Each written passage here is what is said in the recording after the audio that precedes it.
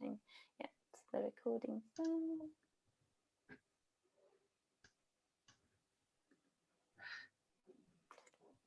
My mum. Oh, reliable.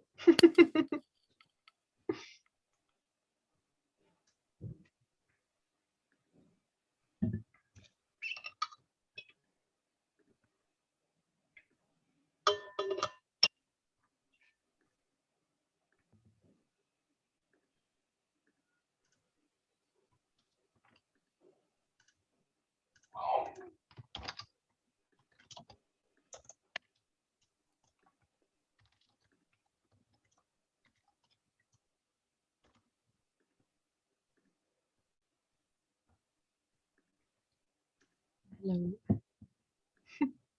Few people. Great.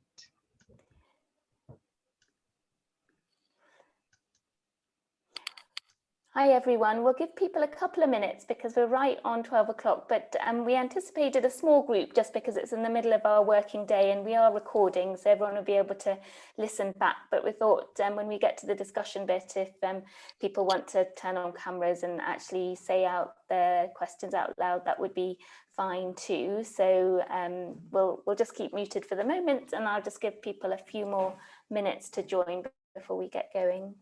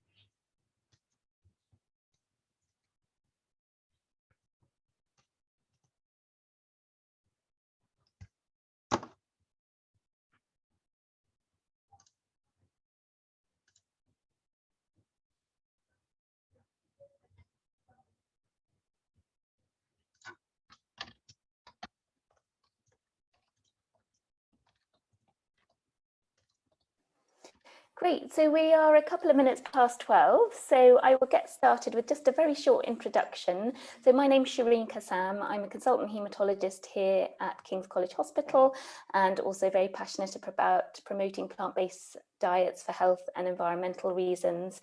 And we've been hugely privileged and proud of our workplace for promoting No Meat May, the international campaign that asks individuals to adopt a plant-based diet for the month of May and beyond for all the reasons we know, for health, the environment and for the animals, of course. And so we've had a great month of events, even a cook-along that LJ went to with Wagamama, a cook-along with a GP friend of ours and some webinars. And we're into week 3 already, which is amazing. So today's talk is going to be given by Dr. LJ Smith, who's a respiratory consultant here at King's College Hospital. She's also led the charge on the COVID-19 pandemic, so it's been an incredibly busy year for her. But outside of that, I can see from all her activity, she's awfully passionate about promoting social justice. She in particular campaigns for a better air quality, for food justice and sovereignty, works with MEDACs on that, and is equally passionate as I am about promoting healthy plant-based diets. So today she's going to cover the environmental aspects of our diet choices and what we should all be striving to make our diets planet friendly. So before I hand over, LJ, just a bit of housekeeping. Chat to yourselves in the chat box, that's fine. You can introduce yourselves, let us know whether you work at King's or you're from outside of King's. But if you've got a question, just pop it into the Q&A function and I will keep an eye on that and we will enjoy discussing your questions after the presentation. So over to you, LJ. Thank you very much. Oh, I'm not enabled to share my screen. We should have tested that, sorry. Can you just check? thanks very much for coming. I know it's difficult to find the time, so thanks. So you're now co-host. Yeah. Okay, great.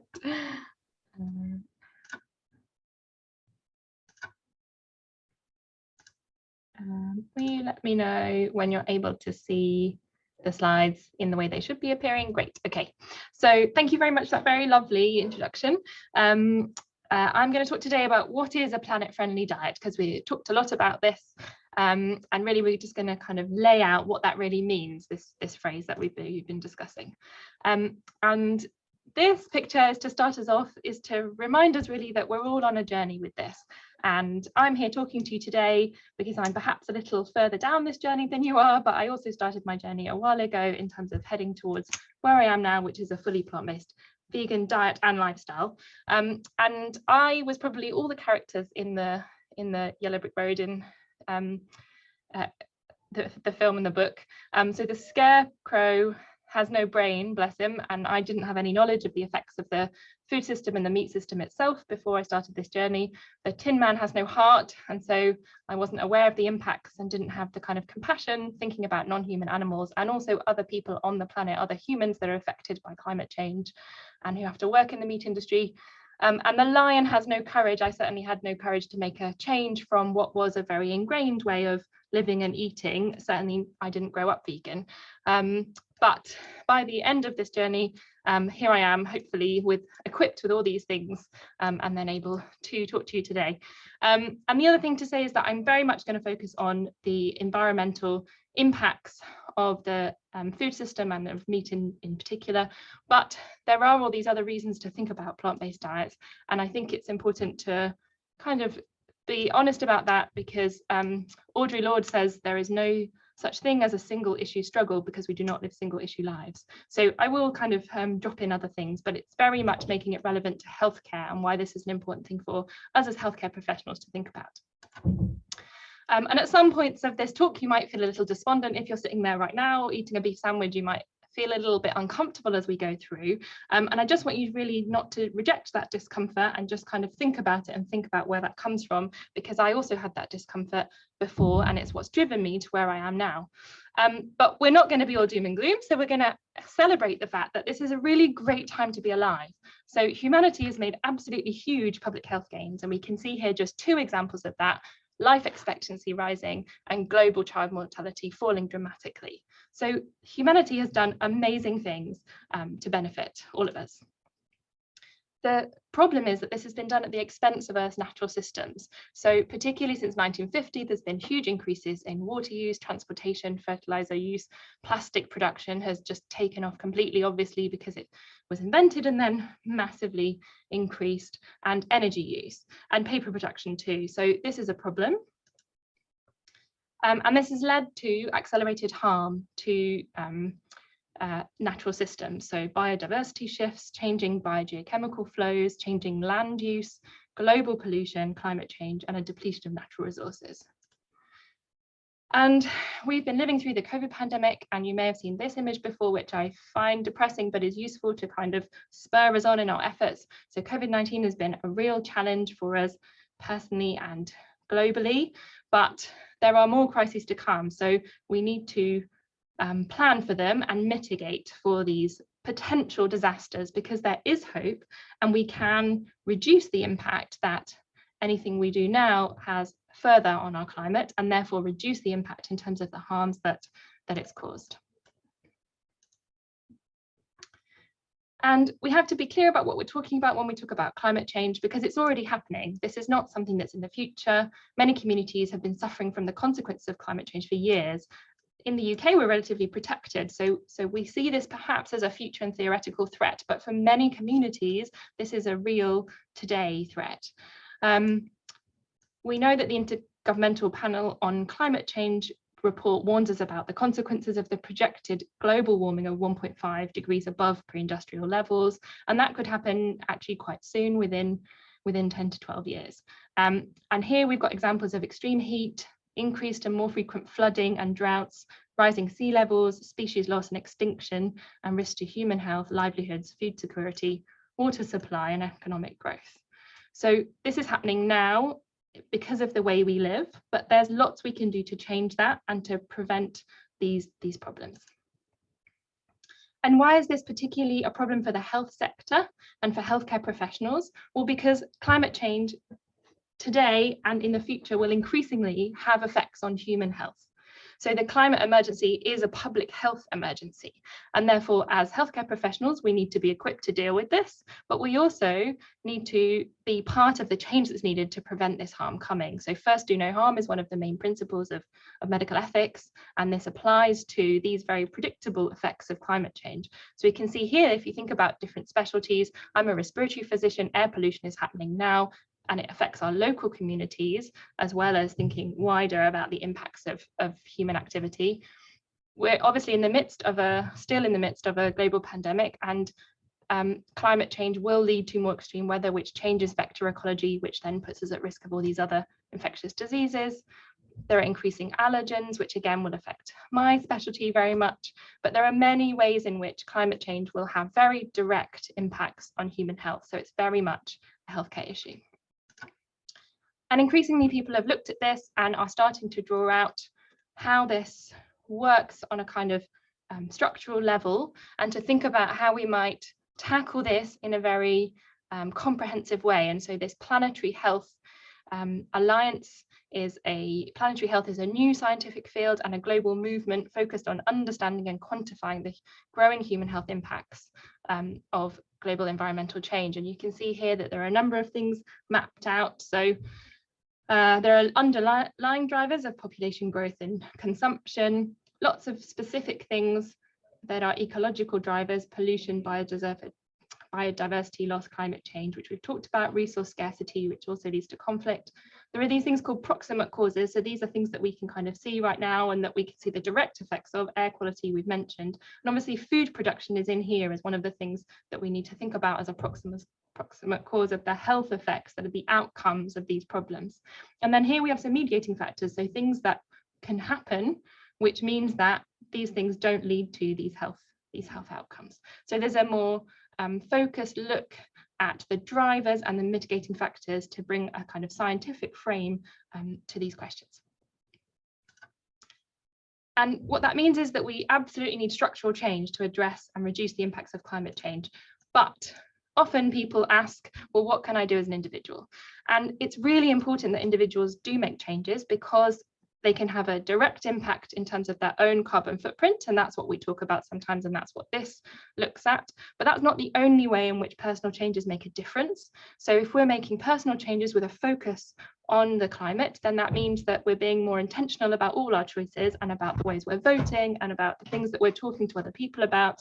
And those conversations are absolutely essential. And the more we're talking about it, the more that will be part of the normal conversation of society, which leads to big institutions and governments having to make changes because this is what their citizens are demanding. But if we do look at what we can do just as individuals, there are a few things that are in this high impact bracket. Having one fewer child has a very significant impact, and that's because those children that you have will go on to have a very high impact themselves, and then we'll have further children. And so having lots of children has a very significant climate impact. Now, I'm not saying you shouldn't have children, obviously, just for the climate, but that is one of the biggest ways in which you will be having an impact in terms of your carbon emissions. Living car-free is possible for some people. It's more possible in London than it is other places. But again, that's one way you can have a big impact. Avoiding a transatlantic flight and reducing flights in general will have a significant impact. Buying green energy is a pretty easy win. The grid is pretty much decarbonised, and that's accelerating. So if you're not currently buying green energy, that's something you should definitely look into, because it's an easy switch to make.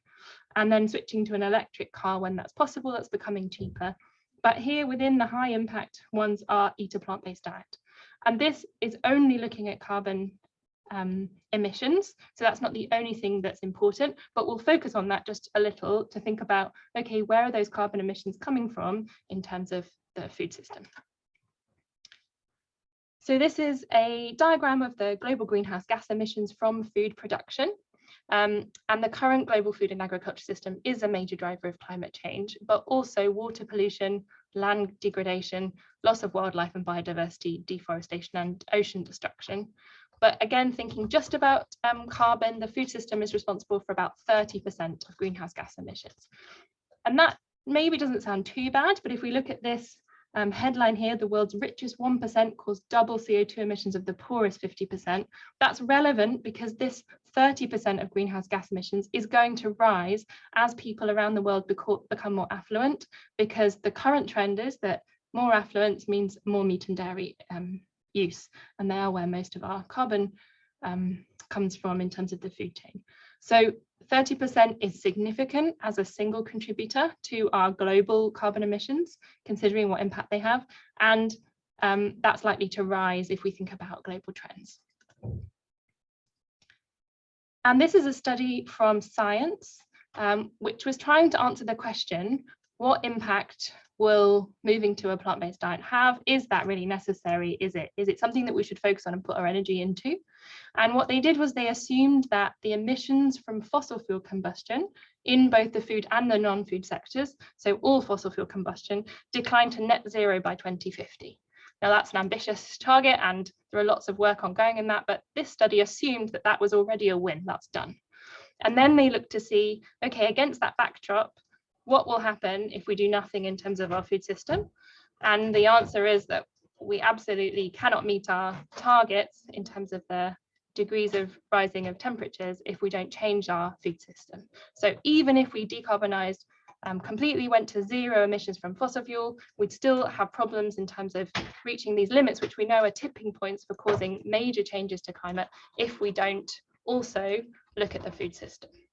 And there's a quote from Michael Clark, who's one of the authors from Oxford University, who co-authored the study, who said, the best time would have been 20 years ago, but the second best time to sort this out is now. So that's a good quote. And in this study, a plant-rich diet was mapped to the Eat, Learn, Sit Commission's recommendations for what that means. And so we'll come to that in detail later. It doesn't mean zero meat or dairy, but it means very, very much less than what we're having now. So again, just thinking about, okay, well, we know that the food system is a significant contributor. Where in the food system do most of the problems come from? And the answer really is animal agriculture. So animal agriculture produces more greenhouse gas emissions than all forms of transportation combined. And meat and dairy production use 83% of farmland and produce 60% of agricultural greenhouse gases, but only provide 18% of calories and 37% of protein. So that's a big problem because the amount of actual nutrition and food and we're getting for our global population is pretty minimal compared to the damage that's being done.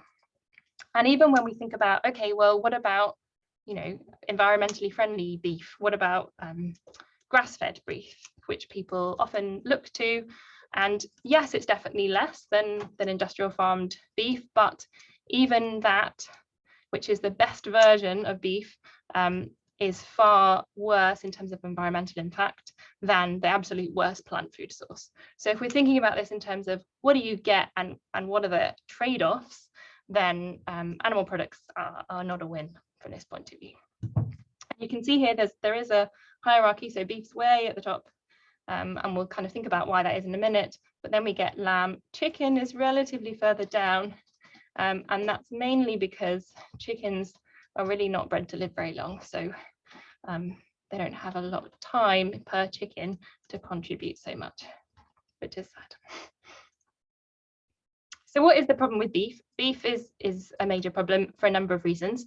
So of all animal sources of food, cows have the greatest impact. This is partly because they're ruminants, so they produce methane, and people often think it's from their farts, but actually it's mainly burps, which is a new fact for me. But beef production is a major source of methane and nitrous oxide, and the problem with this is that they're much more powerful global greenhouse gases than CO2. So we think about CO2 and methane is actually 28 to 34 times the strength of a greenhouse gas that CO2 is. So that has a huge impact. The other problem with beef is that it's a major contributor to deforestation, particularly in the Amazon. Approximately a fifth of the Amazon has already been cut down, and nearly 80% of this is attributable to the cattle industry. And the other problems are really water use. So food production uses up a lot of water, and it drives things like water scarcity in developing countries, and it causes problems with soil erosion and eutrophication. And beef and dairy requires a lot of water use, so there's a big footprint from that. There's a good podcast which looks specifically at the problem with beef and kind of explores this in more detail, which I'd really recommend. And the other problem we have is that destroying forests and other wild areas is a huge contributor to new infections, new infectious diseases. So 3/4 of new diseases affecting humans come from animals, and destroying forests and bringing wildlife into closer contact with people means that there's a much higher chance of viruses passing from animals to humans. And so as we destroy more forests, which is done a lot of the time for animal production, for food sources, then it has this impact of risking a new pandemic.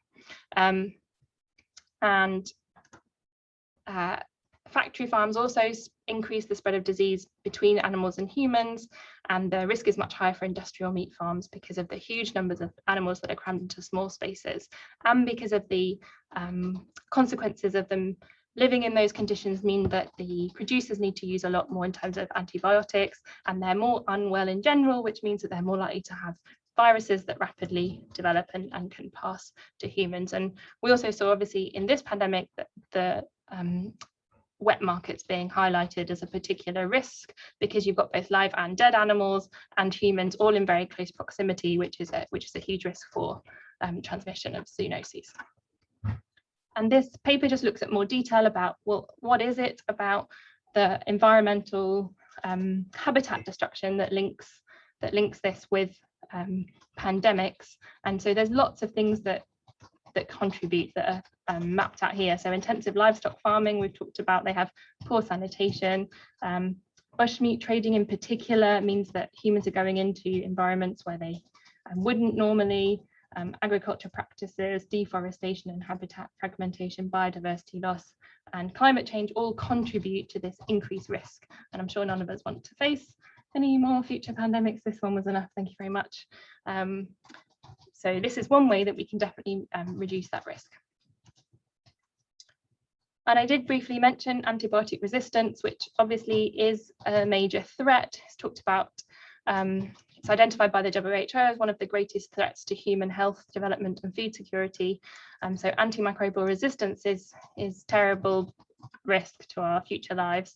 And what happens is that there are different ways in which antibiotic resistance can occur, but a huge driver is the fact that large numbers of antibiotics are used in the food animal agriculture system because of the environments needed for industrial farming, and that means that gets into the food system. Therefore, we then are exposed as humans to resistant organisms. It's estimated that up to 90% of antibiotics consumed by animals are excreted, and they go into the natural environment and into the water, and that's another contributor. So in 2016, the UN General Assembly recognized the use of antibiotics in the livestock sector as one of the primary causes of antimicrobial resistance. And so by not eating meat, then obviously we're again reducing that risk to our future human health from diseases that we can no longer treat with antibiotics. So the question really is, knowing all of that, is it possible, can we feed a future population of 10 billion people a healthy diet within these planetary boundaries, within the boundaries of making sure that we're not exceeding the rise in temperatures that will lead to the most devastating version of climate change? And this question was set out to be answered by the Lancet Commission, and thankfully, otherwise it would be a much more depressing talk, the answer is yes, absolutely. So yes, we can feed a future population of 10 billion on a healthy diet within planetary boundaries, but it will be impossible without transforming eating habits, improving food production and reducing waste.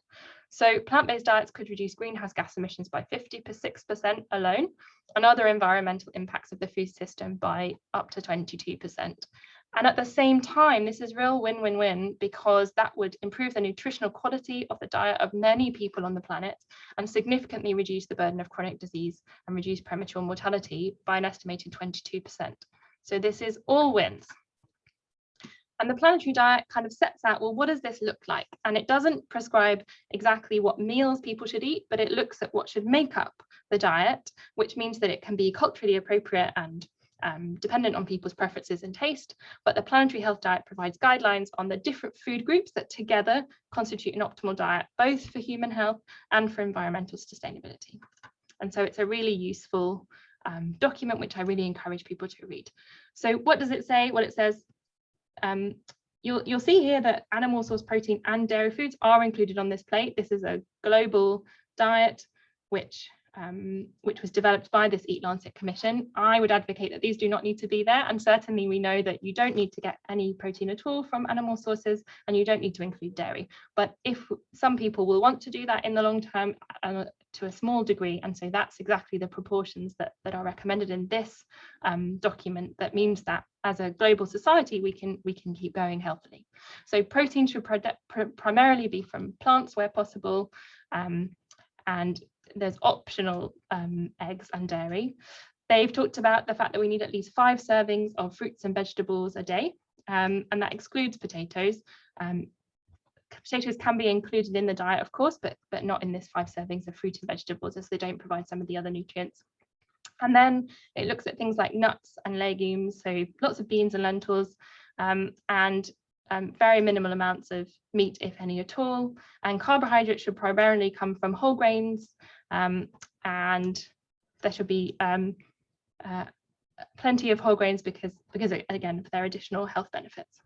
And if we think about, okay, well, you might be thinking, what does my plate look like? Is it anything like this? What does my diet look like over the last day or the last week? It's a very useful way to think about it. This is the current global diet, and you can see that we're getting far too much of our food from animal protein and far too much from starchy vegetables if we're going to be able to stay within these planetary and human health boundaries. So there's a big shift that's required to get to this plate, which is an evidence-based approach to what is a planet-friendly diet. Again, this looked at, well, okay, what would this lead to if we were able to encourage people to move to this diet? We'd have huge wins in terms of global burden of disease. So there would be a reduction of 19% or 11 million adult deaths per year, which could even be bigger wins depending on exactly which factors you take into account. And what it also identifies is this is not just about changing what you have on your plate. It's also about changing changing food production systems and thinking about food waste. So there are other changes that would need to happen too to be able to stay within these planetary boundaries. And this is another paper from the Lancet, which looked at which shifts could be achieved and whether it's just a switch to the plant-based diet or whether it also includes these changes to the food system and to reducing food waste drastically.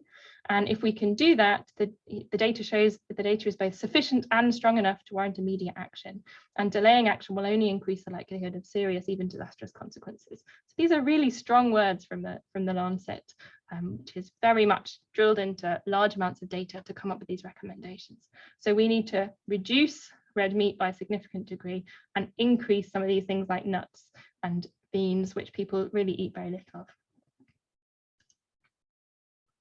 And when we're thinking about a planet-friendly diet, I think it's really important to think about other aspects of that diet. Again, not just what's on the plate. We need to think about food insecurity. So we're taking a global perspective, and there are still many children living in poverty and in food insecurity. And this means that they don't have enough secure food of sufficient quality and quantity to stay healthy and participate in society. And at this point in time in the world, this is pretty embarrassing and completely unacceptable. So there are some countries obviously that have populations that are much more suffering from food insecurity than others, but overall this is part of our drive for a future just society to make sure that no child is living in food poverty. And this is not just a global problem, this is actually a local problem. So these are This is looking at London. So again, we think about food insecurity as going from mild to severe. Mild food insecurity means worrying about the ability to attain food, and it goes right through to reducing quantities of food, skipping meals, and then experiencing hunger.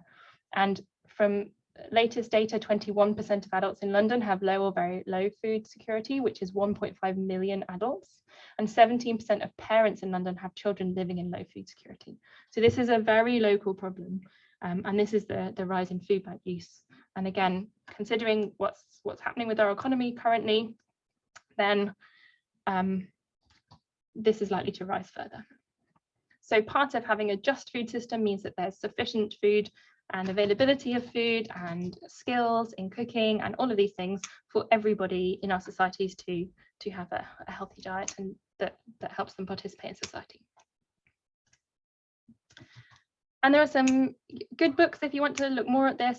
I think the main thing to take from this is that there are some core values of what is a sustainable food system, which again are wider than just health. Health is obviously our focus as healthcare professionals, but they look at these other things of quality, social value, environment, economy, and governance. So, you know, a sustainable diet needs to have quality, which includes taste, seasonality, and good looking food. So just eating gruel, or what's it called, that huel stuff, might not, you know, you might argue that that's sustainable because it's easy to produce and it's non-animal protein and things, but a sustainable food system has got to be one that people want to eat. And so these things are also important. So social value means things like cultural practices, pleasure, religious festivals. You know, that our culture is very centered around food, and so it needs to include that. Food security and affordability are key parts of the kind of economy factor, and jobs and working conditions also come under that. And then governance, so science, technology, fairness, how the food system is sort of governed in the country and in the world. And all of these books also highlight the issue of food waste, which is itself unsustainable. So, for example, the EU food waste is 89 million tonnes a year, which is worth about £950 per household, which is just staggering numbers. And globally, approximately a third of food is wasted across the supply chain, with 70% of that waste occurring in the home. And so these are other things that we need to look at when we're thinking about what is a sustainable and planet-friendly diet. So again, there are things we can do personally to make a difference when we're thinking about food waste. And there's a great website, Love Food, Hate Waste, which can help us to do that. And it makes the point that wasting food feeds climate change. And so actions we can take to reduce our own food waste are really important. And there are different ways to approach that. So planning your shopping can help.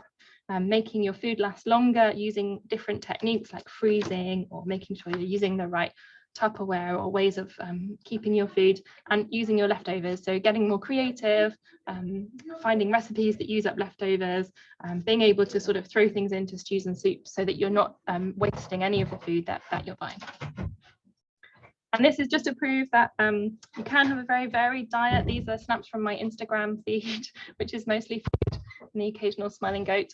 But these are all plant-based diet. And yes, I do occasionally eat burgers. I wouldn't recommend these as a regular thing because they're not very health sustaining, but they are very delicious. And you can make quite interesting, exciting things. This is sushi, which I love, from a place near King's Cross called Idotaki Zen. You can make cakes, which are completely meat and dairy free, and you can even make meringue. And if you want to know how, I can send you a recipe. So this doesn't need to be boring. A planet-friendly diet must be sustainable in the way that we have effects on the planet, but also sustainable in terms of, well, I want to keep eating this stuff. So it's really important to consider that. So these are the takeaways. The current global food and agriculture system is a major driver of climate change, but not just climate change, water pollution, land loss, wildlife and biodiversity loss, and deforestation, and ocean destruction. And the food system is responsible for about 30% of greenhouse gas emissions. And this is even more of a worry because these emissions are likely to increase as people around the world become more affluent. When we think about the food system, meat and dairy production use 83% of farmland, and produce 60% of greenhouse gas emissions from agriculture, but only provide 18% of calories and 30% of protein. So it's not an efficient way to feed a population. And even if we successfully decarbonize the energy sector by 2050, which is ambitious, but is very amazingly and excitingly happening at pace, if we don't change our food system, we can't stay within the Paris Climate Agreement or planetary health boundaries. And so the worst effects of climate change we and our future generations will suffer. And habitat destruction and industrial meat farming are also creating conditions for the next infectious disease pandemic now, which none of us want. And the good news is we can feed a future population of 10 billion people a healthy diet within planetary boundaries if we move to a plant-based diet. And this is an issue of global health justice we can solve, which is amazing because there are many that don't have a definite solution. And plant-based food is delicious, and it's becoming easier and easier all the time with really good recipes and alternatives. And a switch will also save human lives and reduce morbidity and mortality from chronic disease. So there are only wins here. And you've probably seen some of these before, but just in case you need further inspiration, Cowspiracy is from 2014 and Seaspiracy is just out this year, and they have an in-depth look at many of the things I've covered today, but with more facts and more investigations, looking at the many ways in which the harms from the food system interact to harm the environment, non-human animals, but also humans. So in Seaspiracy, many people were really shocked by seeing the slavery of many of the workers on the ships. And so we have to think about how these big industrial systems that support this huge consumption feed into harming those who are the most vulnerable in society. And this film, When Two Worlds Collide, is currently unavailable. It was on Netflix, and if it comes back, I would really recommend it. It looks at what happens when people, indigenous environmental activists, try and take on big businesses that are destroying the Amazon in Peru. And it's a really brilliant film. And then the Eat Lancet Commission is a brilliant read and is really amazing, full of lots of data which supports this approach and ways to try and tackle this shift, which is essential. And then this is the UK Alliance on Climate Change, which is lots of the bodies that you'll be familiar with. If you're a part of a Royal College, it's probably in this UK Alliance of Climate Change. And this looks at how we as healthcare professionals in particular need to be part of building a healthier food system for people and planet. And the Eat Well Guide is a really useful resource for patients, and it is in line with the Lancet Guide and is a helpful visual of different food types. And there is also an entirely plant-based version available from Shireen's website, Plant-Based Healthcare Professionals, which is a really useful visual aid for patients to see what types of food they need to think about as these different parts of this plate. And then one recipe book and one podcast in case you're looking for more things. So the podcast is How to Save a Planet, which was recommended to me by a colleague and is a really brilliant look at what the current problems are in terms of climate change and how we can solve them. And one of the episodes is on beef particularly, and they're very fun and it has a lot of facts and lots of great interviews. And this cookbook by Anna Jones is new, I think end of last year, but looks at things like food waste and using seasonal produce, and also just cooking really, really delicious plant-based food. And so it's a really beautiful cookbook with really delicious recipes, but also has a really nice narrative threaded through in terms of thinking about being more conscious about what we're doing in terms of food.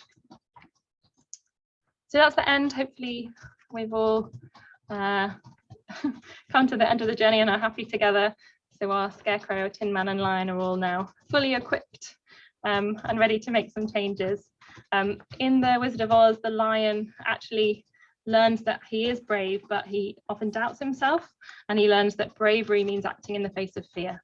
So I would just encourage you all, if you're still feeling a bit nervous about making changes, to remember the lion and act even when it's a bit difficult, because the wins are definitely worth it. Thank you very much for listening. I'll unshare my screen.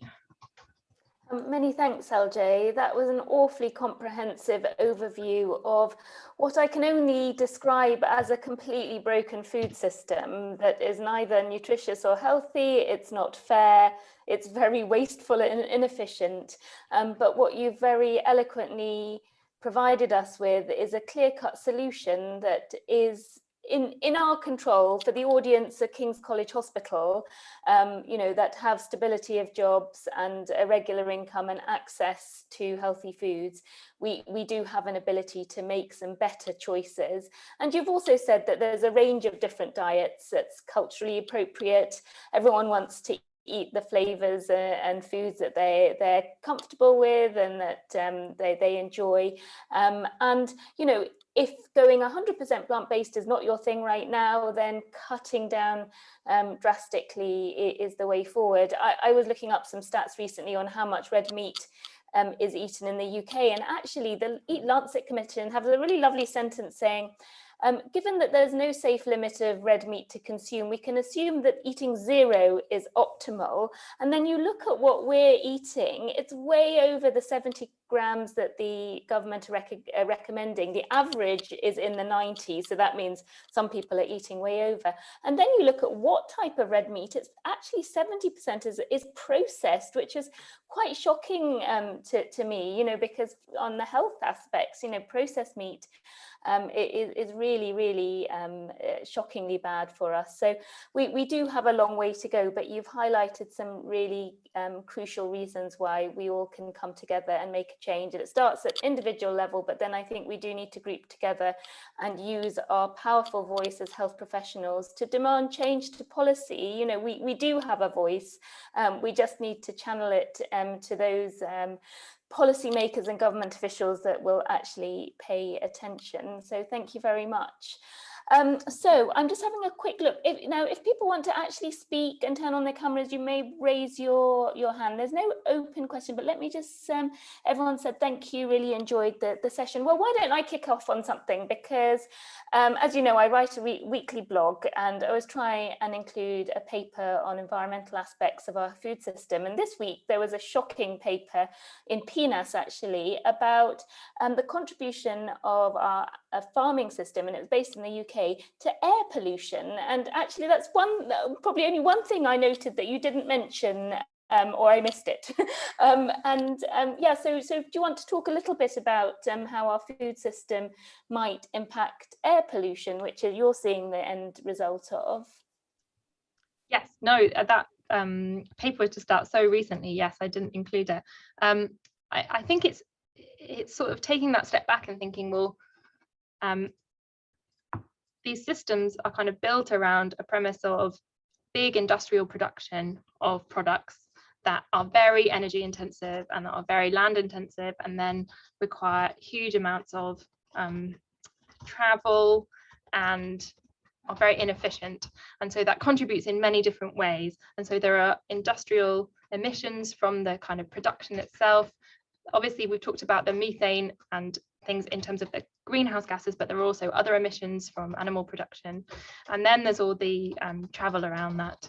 So there are lots of ways in which different things interact. And I guess air pollution is such an interesting one because, again, it is generally suffered the most by the people who contribute the least. And so, again, it's that responsibility. If I'm seeing in my clinics people who are really suffering with airways disease exacerbations, thinking about all the things that are contributing to that and thinking about what changes we can make as prevention, because prevention is, of course, always better than cure. So I think it's about thinking widely. You're still on mute, Shireen. Muted. Yeah, thank you. That's really useful. And that paper I mentioned that I can distribute later was when they quantified the proportion of the air pollution that was coming from different sectors. You know, unsurprisingly, 80% of air pollution created by our food system comes from animal agriculture, whether it's actually farming the animals themselves or producing the food. And you know, just coming back to your point about the fairness of the system, we actually have the ability to produce double the amount of food for human consumption that we do now, yet nearly 1 billion people are in hunger around the world. 1 in 9 people globally are food insecure and hungry. And if we all ate like the UK and the top 20 industrialized countries, we would need 7 planets. So it's just inconceivable, the inefficiency of our system. And as you say, the people who contribute the least suffer the most by having to live near these farm operations that are creating all the pollution and being exposed to animal waste, the manure, and anyway, I could go on. No, I think that's really important. I think it's also important to think about, what are the physical and psychological impacts of working in that system. So we're privileged, we've got good jobs which we have choice over, we are not, on good days, are not harmed by our work, but by continuing to consume a large amount of meat, then what we're doing is we're ensuring that other people have to work in these industries which have been proven to be both physically and mentally scarring. So there are papers out that show the devastating psychological impacts of working in a meat factory, in a chicken or a beef factory and slaughterhouse, and the very high levels of PTSD and what's called perpetrator-induced psychological distress, because these are low-paid workers who often don't have much choice. They may be migrants, they may not, but they are paid very little to do very physical and very mentally scarring work, and that's so that we can eat something. And if you think, it's just, I think we have to challenge ourselves and think, okay, well, if that's the consequence of my choices, which I am able to make choices, we live in London, we have many other options, we have easy access to lots of alternatives, is that really, can I justify that to myself, that I'm paying in order that someone else has to be harmed, another human, in order for this to occur? Yeah, I completely agree, and thank you. So if anyone does want to ask questions, raise your hand, but in the meantime, I might just take the opportunity, because we will be distributing this video afterwards. So Anthony Roper, you have a question. Are you able to unmute? I will ask to unmute you. Hi, Anthony. Yeah. Hi. I'm not very much au fait with Zooming, so I'm not sure. I've written a question, actually. It's a really interesting book, but I was just wondering what the potential impacts for people adopting a plant-based diet is on the problems that are caused by air pollution. That was roughly that, something around that. How does plant-based diets affect people's like asthma and other problems caused by air pollution? What's the sort of findings or understanding of medical people there?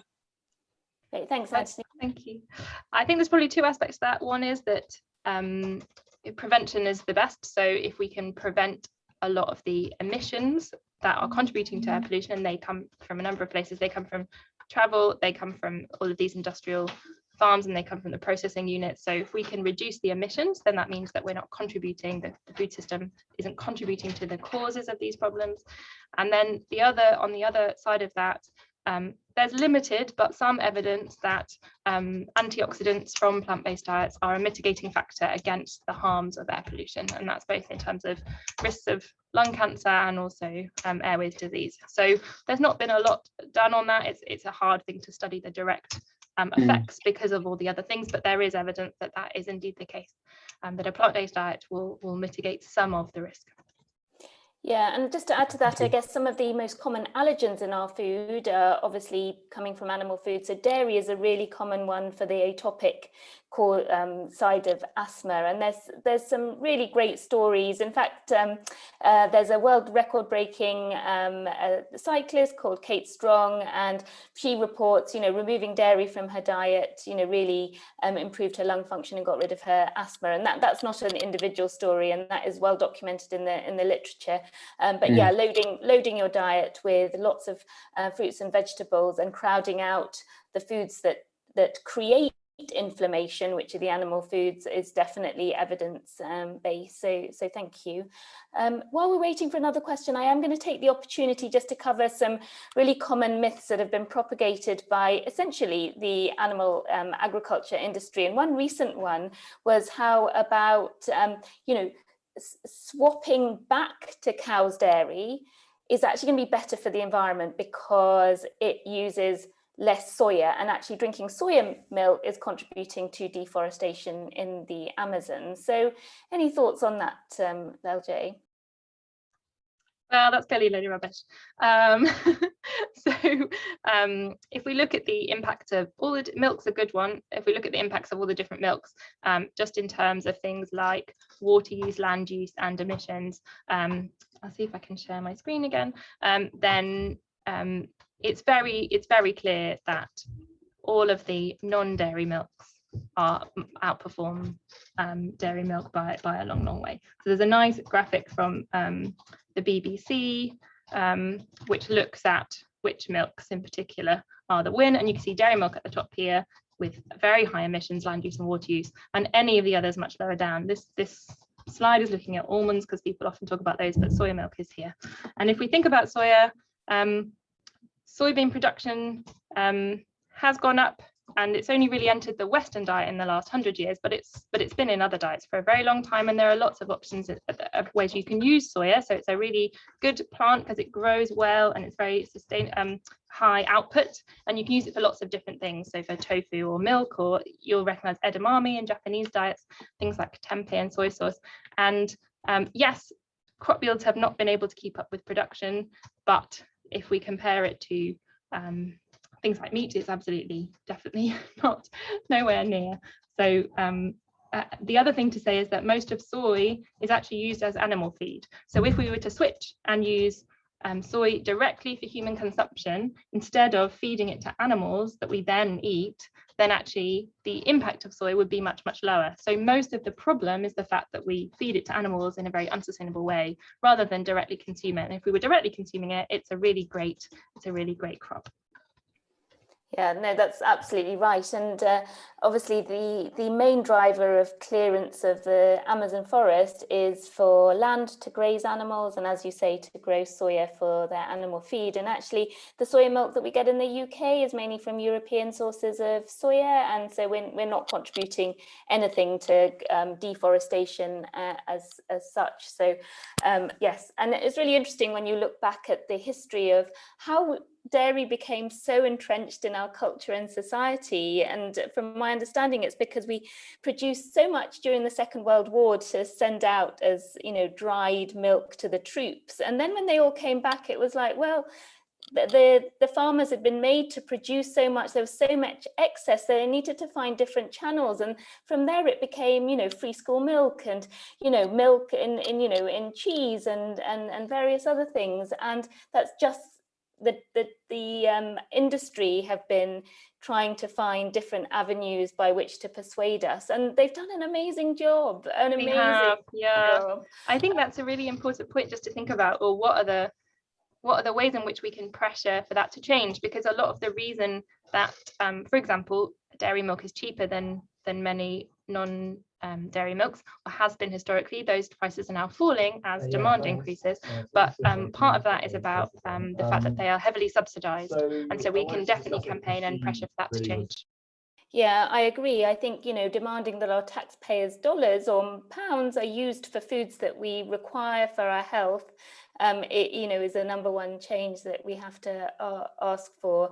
But there was some really good news recently that, at least in Scottish schools, alongside dairy milks, are going to be offering a plant-based option. So, and I think that was based on some campaigning from the Vegan Society. So, you know, the change is not fast enough, but at least there's acknowledgement that people's diet preferences are changing. And of course, people of colour, you know, up to 70% are lactose intolerant. So to promote dairy as a required and health food is a rather racist, non-inclusive policy to start with.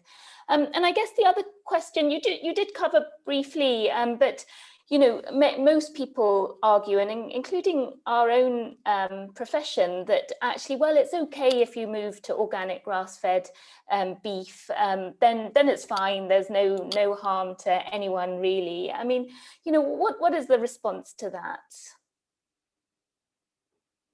I mean, it's not true, it doesn't work. And the problem is that not everyone can do that. So it's a very individualistic choice you're making to say, well, I'm okay, I can afford and can access grass-fed beef. If we do that for the entire global population, it's just not possible. So it doesn't work in terms of land use, emissions, fairness across the globe, and then, you know, obviously the obvious things about animal welfare. It's just they're still getting killed at an early point, whether they've been fed grass or not. Yeah, absolutely. And that's all, you know, you'd have to have more land than we could ever find on this planet to be able to graze these animals, to continue our current habits. So either way, we have to vastly reduce red meat consumption. And there's certainly better things to use our land for, like reforesting and rewilding, and use it as a store of carbon and, you know, remove methane emission completely. I guess another interesting thing that we always get told about is that, well, actually, you know, rice production is a major source of methane, and that's a fair point as well. And I think we also need to look to diversify our diets in general. You know, the global population, 60% of calories are coming from wheat, maize, and rice. You know, yet there's 20,000 edible plants on this planet. So do you think there's sort of ways of making better plant choices than others? Are there some plant foods you would avoid because you realize that they are also not sustainable? So I think that's difficult, and I think any move away from meat and dairy is a real win. So if that's what you're doing, if you're moving away from meat, then that's definitely a big improvement in terms of your diet and in terms of the impact it has. But then once you've taken those steps, you start to think more widely about, well, what within this diet that I'm now having, how can I ensure that I minimize my impact? And I guess there are things like avocados, which are super popular and are massively increased in terms of consumption, and actually we can't be eating avocados for breakfast every day. That will not be helpful.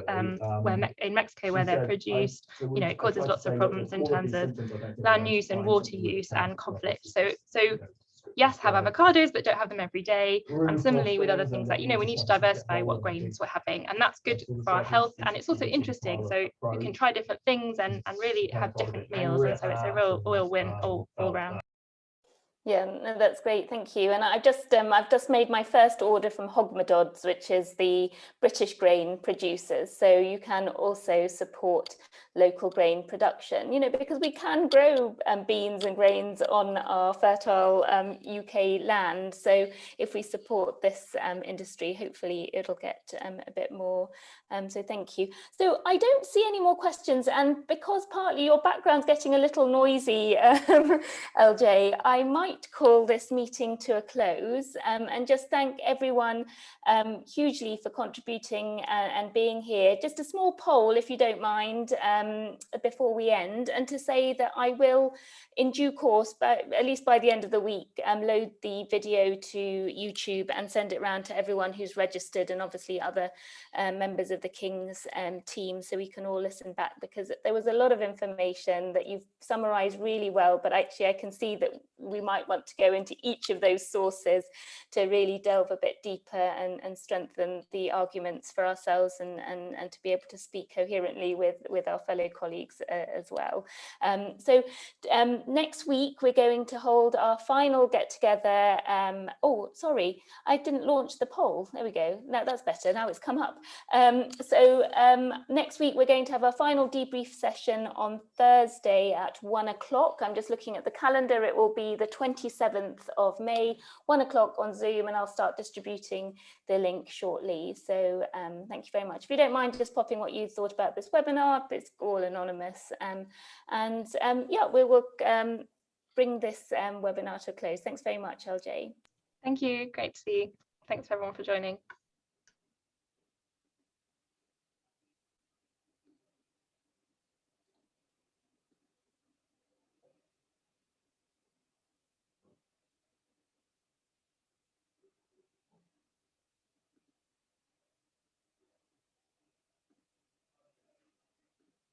All right, I've removed the last person. Excellent. Okay, great.